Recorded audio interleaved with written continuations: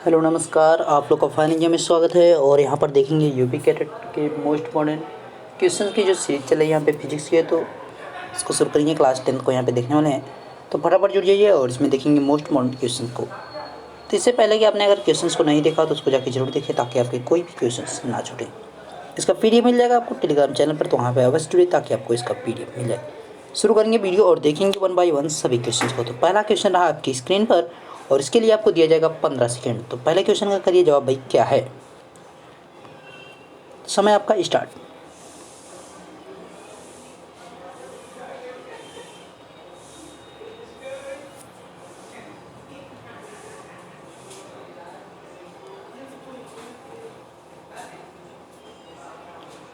समय आपका समाप्त हुआ। क्वेश्चन दे रखा है कि इलेक्ट्रॉनों के क्वार्टज क्रिस्टलों के भीतर एक नियत पथ पर गति करने से उत्पन्न प्रभाव को किसके अंतर्गत रखा जाता है। What are the effect caused by the electron moving in a fixed path within quartz crystal. तो इसको क्या कहा जाता है, तो उनको जो इलेक्ट्रॉनिक्स कहा जाता है, क्या कहा जाता है, इलेक्ट्रॉनिक ही कहा जाता है। ध्यान रखिएगा। नेक्स्ट क्वेश्चन, और इसके लिए इस समय आपका स्टार्ट।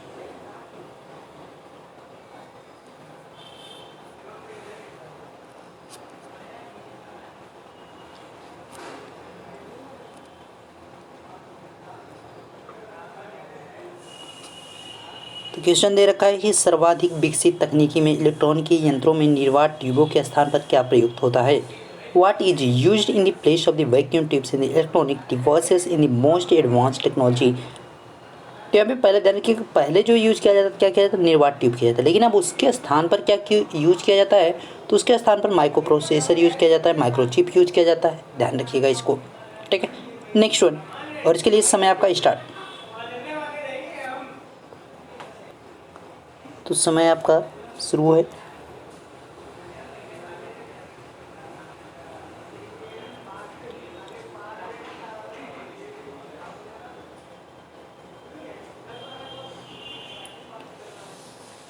इसके राइट आंसर की बात करेंगे तो भाई इसका राइट आंसर क्या हो जाएगा। कह रहा है कि गैसों के दाब कम करने पर उनके बीच कम ही विभवांतर आरोपित करने से उनसे होकर विद्युत प्रवाह में होने लगता है। तो यहाँ पे कम करने पर ही उनके बीच क्या होता है, कम विभवांतर आरोपित करने से क्या होता है, विद्युत प्रवाह होने लगता है। तो इसे क्या कहते हैं, when the pressure of the gases is reduced by the applying the small potential difference between them electric current start following through them, what is it called. तो इसको क्या कहा जाता है, तो इसको अगर राइट आंसर की बात करेंगे तो इसको क्या कहा जाता है, विद्युत विसर्जन कहा जाता है, इलेक्ट्रिकल डिस्चार्ज कहा जाता है। नेक्स्ट वन, और इसके लिए इस समय आपका स्टार्ट होता है। तो फटाफट इसका जवाब दिया करिए, कमेंट जरूर किया करिए कि भाई इसका राइट आंसर क्या है।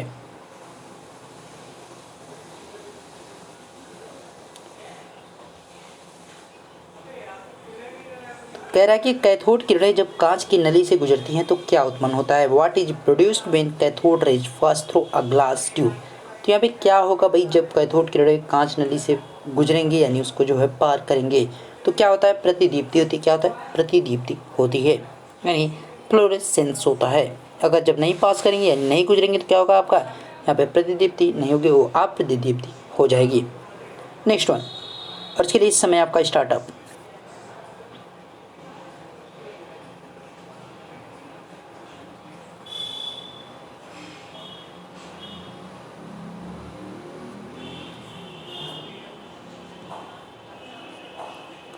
क्वेश्चन दे रखा है कि विद्युत प्रवाह किसके कारण होता है। What is cause the electric current. तो यहाँ पे जो विद्युत प्रवाह होता है किसके कारण होता है, देखिए धनायन और ऋणायन दोनों के कारण होता है। क्या होता है, धनायन और ऋणायन दोनों के कारण ही क्या होता है, यहाँ पे विद्युत प्रवाह होता है। यानी A+B हो जाएगा, यानी सी ऑप्शन आपका यहाँ पे टिक किया जाएगा। ध्यान रखिएगा, दोनों के द्वारा होता है, यानी धनायन और ऋणायन दोनों की गति के कारण ही क्या होता है, विद्युत प्रवाह होता है। नेक्स्ट वन, समय इसके लिए स्टार्ट है।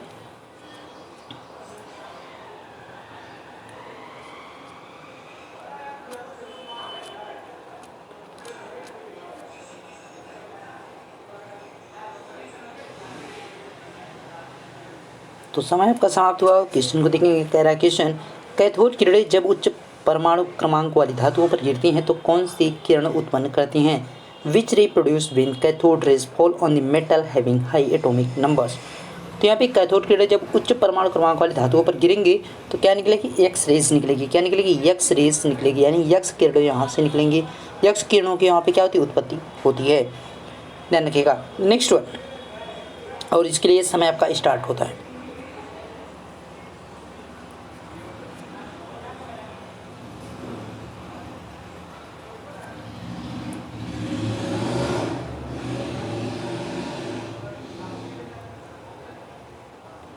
समय आपका कंप्लीट हुआ। देखेंगे क्वेश्चन, धन किरणें या कैनाल किरणों की खोज किसने की थी। तो यहाँ पे धन किरणें बोले या कैनाल किरणें, दोनों क्या है, एक ही चीज़ है।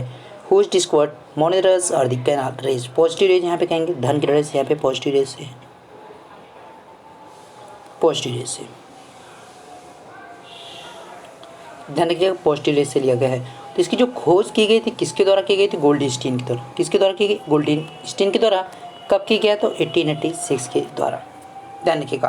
देखिए इसे धन किरणें इसलिए कहा जाता है क्योंकि यह कैथोड के छिद्रों से क्या होती है, निकल जाती है, या निकलने के कारण जो इसको क्या कहते हैं, कैथोड किरणें हम कहते हैं, या कैनाल किरणें कहा जाता है। अच्छा, कैनाल किरणें कहा जाता है क्योंकि ये जो है कैथोड जो होता है, कैथोड जो छिद्र होता है उससे क्या होता है, निकल जाती है या उसको पार कर जाती है, इस वजह से हम जो है इसको कैनाल किरणें कहते हैं। किसको पार करती है, कैथोड की छिद्रों को। नेक्स्ट वन, इसके लिए समय आपका स्टार्ट।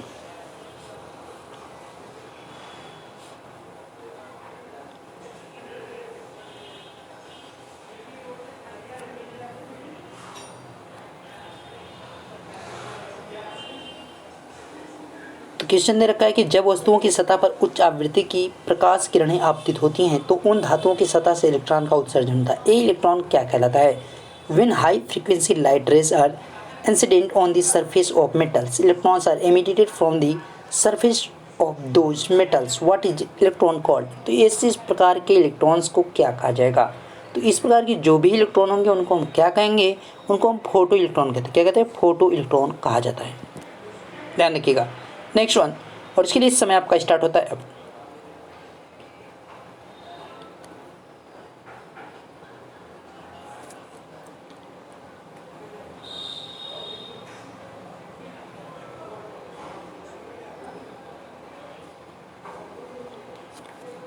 क्वेश्चन दे रखा है कि फोटो इलेक्ट्रॉनों की धातुओं की सतह से उत्सर्जन कौन से प्रभाव के अंतर्गत आता है। यानी जो आपका फोटो इलेक्ट्रॉन हो रहा था, धातुओं की सतह से उत्सर्जन, वो जो है किस प्रभाव के अंतर्गत आते हैं। The emission of the photo electrons from the surface of metals come under which effects. तो किस इफेक्ट्स के अंतर्गत ये आते हैं। अगर राइट नज़र की यहाँ पे बात करेंगे तो किसके अंतर्गत ये आ जाएंगे, तो ये प्रकाश विद्युत प्रभाव यानी फोटो इलेक्ट्रिक इफेक्ट के अंतर्गत आ जाएंगे। यानी फर्स्ट ऑप्शन ये आपका क्या है, यहाँ पे सही दे रखा है। नेक्स्ट क्वेश्चन की तरफ बढ़ेंगे। अच्छा, अगर यहाँ पे बात करेंगे तो इसकी खोज किसने की थी, प्रकाश जो विद्युत प्रभाव, इसकी अगर खोज की बात करेंगे तो डब्ल्यू स्मिथ के द्वारा इसकी खोज की गई थी। किसके द्वारा की गई थी, डब्ल्यू स्मिथ के द्वारा की गई थी। और इसकी जो विस्तृत खोज की गई, मतलब विस्तृत जानकारी इसके बारे में इकट्ठा की गई, तो आइंस्टीन और मिल्टन के द्वारा इसकी खोज की गई थी। आइंस्टीन और मिल्टन के द्वारा इसकी की गई थी विस्तृत जानकारी, मतलब लोगों के बीच दी गई। नेक्स्ट क्वेश्चन, और इसके लिए समय आपका स्टार्ट होता है अब।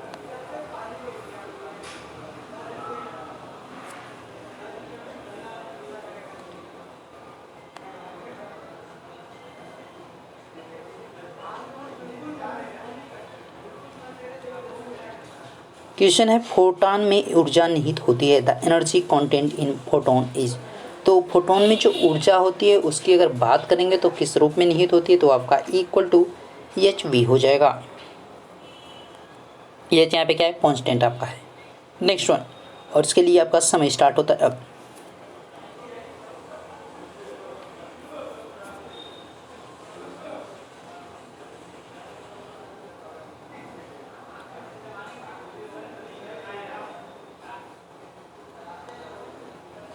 क्वेश्चन है, जब प्रकाश के विशेष रंग की कोई किरण धातु की सतह पर पड़ती है तब प्रति सेकंड धातु से निकलने वाले इलेक्ट्रॉनों की संख्या किसके समानुपाती होती है।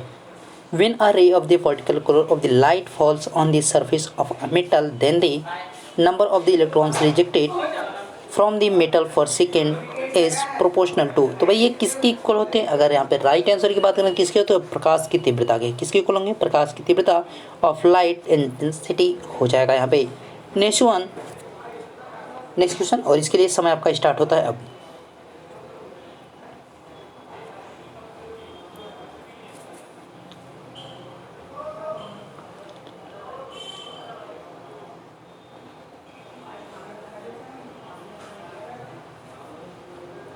क्वेश्चन है प्रकाश विद्युत प्रवाह में इलेक्ट्रॉनों की गतिज ऊर्जा का मान किस पर निर्भर करता है। What does the value of the kinetic energy of the electrons depend on a photo electric effect. तो किस पर डिपेंड करेगा, तो ये प्रकाश की आवृत्ति पर डिपेंड करेगा, in the frequency of light पर ये डिपेंड करेगा, ध्यान रखिएगा। नेक्स्ट वन, और इसके लिए समय।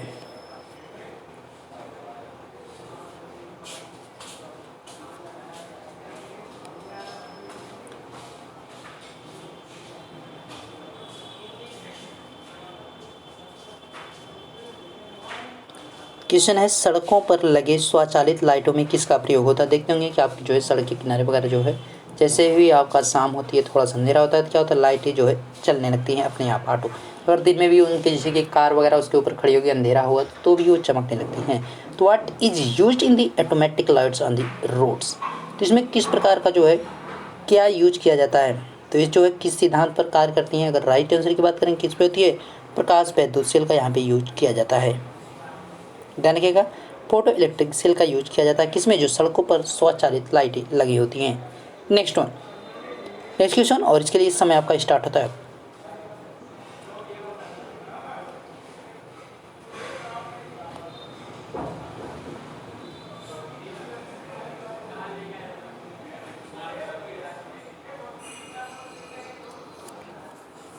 क्वेश्चन में है निम्न में से कौन सा पदार्थ प्रतिदीप्त उत्पन्न करने वाला है। Which of the following substance produce fluorescence.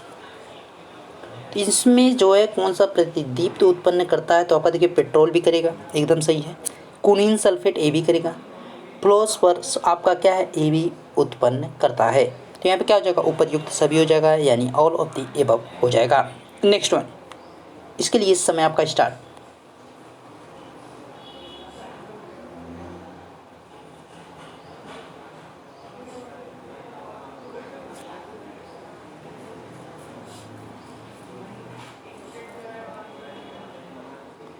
अगर यहाँ पे देखें क्वेश्चन कह रहा है कि बेरियम प्लेंटोसाइनाइड यक्स किरणों का अवशोषण कर किस रंग के प्रकाश का उत्सर्जन करता है। मतलब यहाँ पे कह रहा है कि बेरियम जो प्लेंटोसाइनाइड होता है वो यक्स किरणों को क्या करता है, अवशोषित कर लेता है। तो और किस रंग को यहाँ पे जो है वो उत्सर्जित करता है, barium platinocyanide absorbs X rays and imitates which colour. तो किस कलर को यहाँ पे करता है, तो हरा। स्ट्रांसियम फटाफट होता है, स्ट्रांसियम जो है जो पटाखे होते हैं उसमें जो है आपका ये जो हरा कलर होता है किस कौन करता है, बेरियम करता है। स्ट्रांसियम कौन से कलर को करता है, फटाफट बताइए।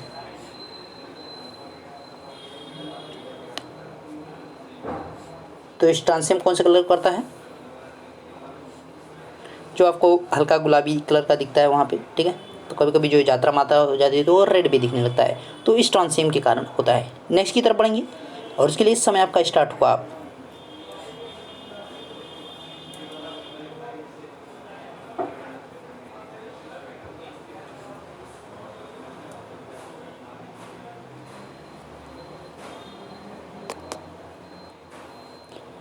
क्वेश्चन है डायोड तथा ट्रायोड वाल्व किस सिद्धांत पर बनाए जाते हैं, on what principle are diode and triode valves made. तो ये किस सिद्धांत पे बनाए जाते हैं। अगर यहाँ पे राइट आंसर की बात करें तो ऊष्मायनिक उत्सर्जन पे बनाए जाते हैं, थर्मल इमिशंस पर ये बनाए जाते हैं, कौन, डायोड और ट्रायोड वाल्व। नेक्स्ट वन, इसके लिए इस समय आपका स्टार्ट।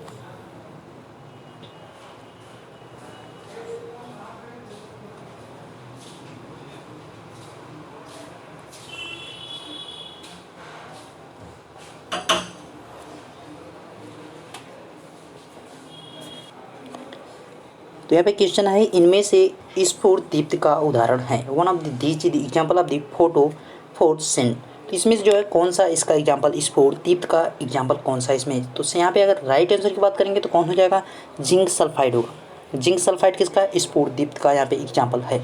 यूरेनियम अगर ऑक्साइड की बात करेंगे तो इसका हो जाएगा, ये आपका प्रदीप्ति का फॉर्म होता है, ठीक है। प्रदीप्ति का एग्जाम्पल आपका दे रखा है यहाँ पे, कौन सा, यूरेनियम ऑक्साइड आपका दे रखा है। और यहाँ पे जो है फिलोसफर्स का आपने जस्ट देखा है कि स्फुर दीप्ति, इसको जस्ट पीछे ही मैंने बताया था कि ये जो है किसका होता है, प्रतिदीप्ति का होता है। नेक्स्ट, अच्छा यहाँ पे अब स्फुर दीप्ति में और जैसे आपके आते हैं कैल्शियम, इसको लिख लीजिएगा, स्फुर दीप्ति में ही आते हैं आपके कैल्शियम सल्फाइड। कैल्शियम सल्फाइड, ये भी आपका इसी में आता है, स्फोट दीप्ति में ही होता है। और बेरियम सल्फाइड, ये दो और इम्पोर्टेंट है, बेरियम सल्फाइड। पहला आपका क्या है, जिंक सल्फाइड, दूसरा कैल्शियम सल्फाइड, उसके बाद बेरियम सल्फाइड। ये भी क्या होते हैं, ये इसी में आते हैं, स्फोट दीप्ति में ही आते हैं। नेक्स्ट क्वेश्चन की तरफ बढ़ेंगे और इसके लिए समय आपका स्टार्ट हुआ अब।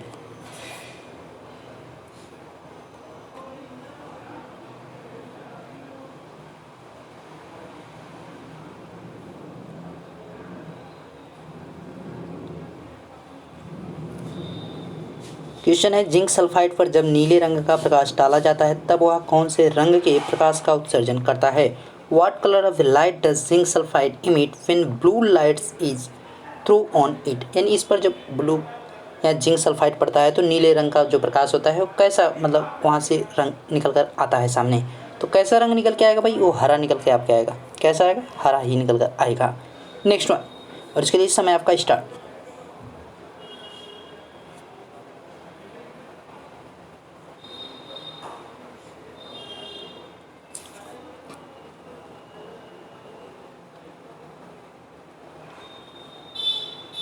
तो क्वेश्चन दे रखा है कि किसी धातु के फिलामेंट को गर्म करने पर इलेक्ट्रॉन उत्सर्जन की इस क्रिया को क्या कहते हैं? What is this process of the electron emission on heating a metal filament called? तो इसको क्या कहेंगे?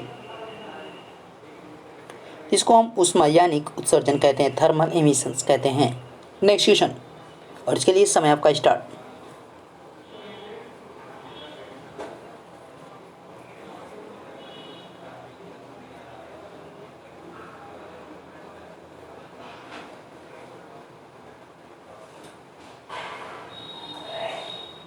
तो समय आपका समाप्त हुआ।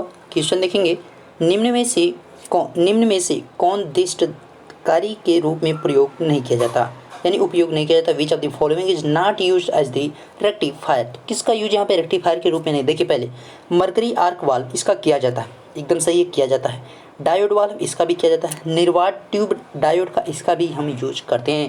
यानी क्या हो जाएगा, इनमें से कोई नहीं है, क्योंकि सभी जो है यहाँ पे यूज किए जाते हैं दिष्टकारी के रूप में। यहाँ पे जैसे मरकरी आर्क वाल्व, डायोड, देखिए यहाँ पे इमीटर है, वेस है, इसको हटा देंगे। यहाँ पे मरकरी आर्क वाल्व हो जाएगा, डायोड वाल्व हो जाएगा, निर्वात ट्यूब आपका हो जाएगा, वैक्यूम ट्यूब डायोड हो जाएगा। ओके, यहाँ पे क्या हो जाएगा, डी। नेक्स्ट देखिए, और इसके लिए समय आपका start.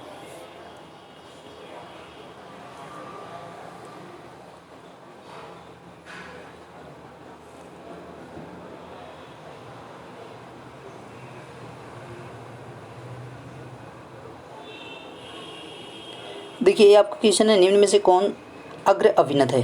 Whose among following is leading?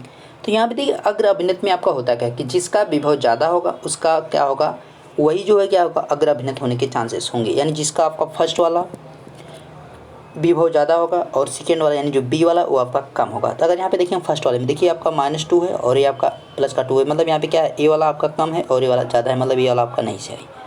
यहाँ पे -4 है और यहाँ पे -3 है। अब देखिए यहाँ पे आपका माइनस में, देखिए माइनस में आपका क्या होता है कि ए वाला माइनस आपका क्या होता है, ए वाला बड़ा होता है, यानी आपका जो कम माइनस है वो आपका बड़ा है, तो यानी ए भी आपका नहीं हो सकता। 3v और यहाँ पे 5v, ए आपका क्या, ए भी कम है और ए आपका ज़्यादा है, ए भी नहीं हो सकता। जिसमें ए अधिक रहेगा वही होगा। अब देखिए 0 है और -2 है, तो 0 देखिए आपका प्लस है, उसके आगे -1 और उसके आगे -2, ए आपका इससे कम है, यानी आपका क्या होगा, डी यहाँ पे सही है। ठीक है, ध्यान रखिएगा, यहाँ पे ए का जो विभव कितना दे रखा है, 0, और बी का विभव जो कितना दे रखा है वो आपका यहाँ पे -2, तो आपका यहाँ पे क्या हो जाएगा, A is the greater than B हो जाएगा। इस प्रकार से इसमें बनेगा, तो हमारा किस में बन रहा है, डी में केवल बन रहा है, तो यहाँ पे डी आपका सही। नेक्स्ट क्वेश्चन को देखेंगे और इसके लिए आपका समय स्टार्ट होता है अब समय स्टार्ट।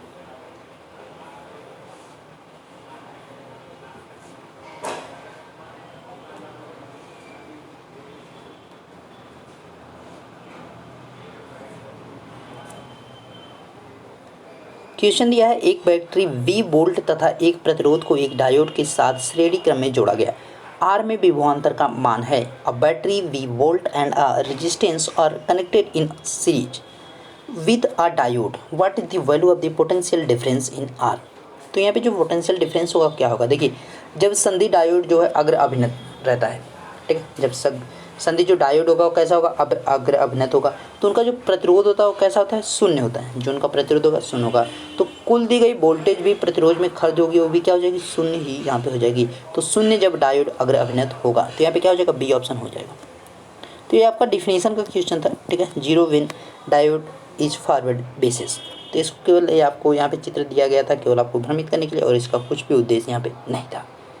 नेक्स्ट क्वेश्चन देखिए और इसको जवाब करिए।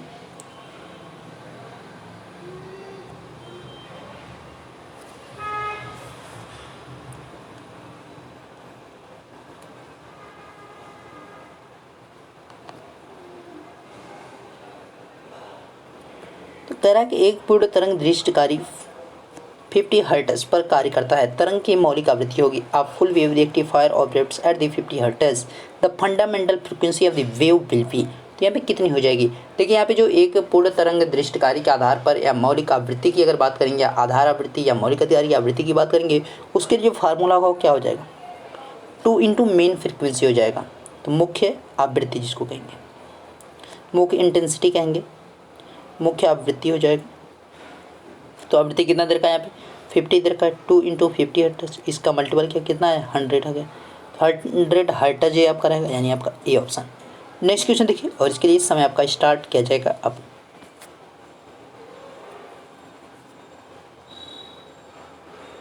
इस प्रकार के क्वेश्चन आपसे पूछे गए थे, तो इस प्रकार के क्वेश्चन मैंने जो है कोशिश किया है कि आपको जो है पता रहे, इसलिए जो मैंने इस प्रकार क्वेश्चन को पिछले वीडियो में भी शामिल करने की कोशिश की थी और इस वीडियो में भी शामिल किया है। तो कह रहा है कि निम्न सर्किट किस गेट को व्यक्त करता है, which gate does the following circuit represent. तो कौन सा यहाँ पे जो है ये प्रेजेंट करेगा किसको, देखिए आपका यहाँ पे जो है प्रेजेंट कर रहा है किसको प्रेजेंट कर रहा है। तो यहाँ पे आपका ए और बी है, बीच में हमारा क्या होगा यक्स होगा कहीं। तो यक्स के जो बराबर आपका दे रखा क्या दे रखा है, ए और बी मॉड इसके ऊपर लगा हुआ है। अब यहाँ पे वाई के टोटल क्या है, ए वाई के टोटल में इक्वल है, जो कि मॉडो यहाँ पे ऊपर लगेगा, क्योंकि यहाँ पे y के बराबर भी आपका ए बी होगा। तो यहाँ पे x हम उसको लिख सकते हैं। अब देखिए y के बराबर भी आपका ए बी है और x भी है, तो यहाँ पे हम जब इसको अगर ए बी बनाएंगे तो क्या होगा डबल मॉड लगेगा, क्योंकि यहाँ पे x के बराबर हमारा एक मॉड तो दिया है और x के ऊपर भी मॉड है y के लिए लगा हुआ है। तो इसको जो हम लिखेंगे तो क्या लिखेंगे डबल मॉड लगा के किसके ऊपर, a और b के ऊपर हम लिखेंगे। ओके, यहाँ पे प्लस नहीं रहेगा बीच में, ध्यान रखिएगा प्लस नहीं रहेगा बीच में, a और b क्यों रहेगा। अब ये जो है आपका क्या बन जाएगा, ए और बी बन जाएगा। एक किसके तहत बन रहा है, तो एक जो आपका प्रमेय होती है डी मॉर्गन प्रमेय, उसको देख लीजिएगा डी मॉर्गन प्रमेय। तो इसके तहत जो हमने इसको क्या कर दिया कि y इक्वल टू जो आपका ए बी हो गया। एक किसके तहत है, डी मॉर्गन प्रमेय के तहत। तो डी मॉर्गन प्रमेय के तहत यहाँ पे ए बी आ गया, यानी आपका ए एन डी गेट हो जाएगा, यानी एंड गेट यहाँ पे हो जाएगा, B option. Next one last question आपका है और इसके लिए समय आपको दिया जाएगा अब।